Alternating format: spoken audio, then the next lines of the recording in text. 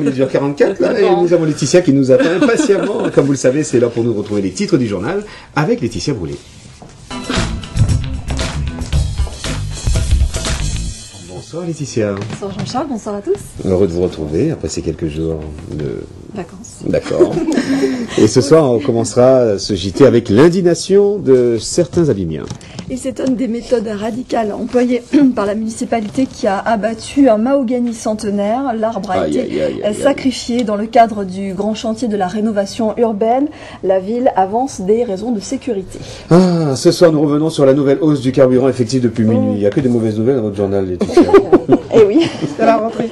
1 centime de plus pour le gasoil et 8 centimes supplémentaires pour le super. Un record en Guadeloupe, même si de façon globale, le prix des carburants pratiqués chez nous est inférieur à la moyenne dans l'Hexagone. Il n'en demeure pas moins que les consommateurs ont du mal à digérer la pilule. Et il y a du rififi au sein de la Fédération socialiste. Le premier secrétaire de la Fédé, Jules Auto, est critiqué pour sa gestion du scrutin à l'occasion des récentes cantonales. Il pourrait y avoir une rupture entre Victorin Lerel, le président de région, et Jules Auto.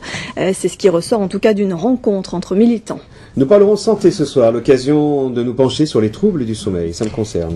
La deuxième édition des États généraux du sommeil se tient en ce moment au Moule. Mal dormir engendre de nombreuses pathologies, parfois très graves. Conclusion, ne prenez pas à la légère votre bien-être nocturne. Vous regardez avec beaucoup d'attention. Depuis hier, la France est dotée d'une nouvelle carte de zonage sismique.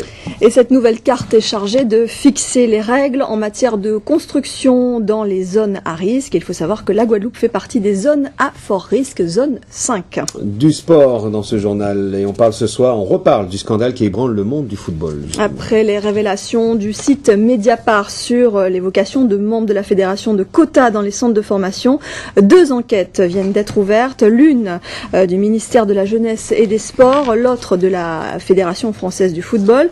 Par ailleurs, on apprend ce soir que l'attaquant du Real Madrid, Karim Benzema, a apporté son soutien au sélectionneur Laurent Blanc. Et on développe tous ces titres à 19h30 comme chaque soir. À tout à l'heure, Laetitia.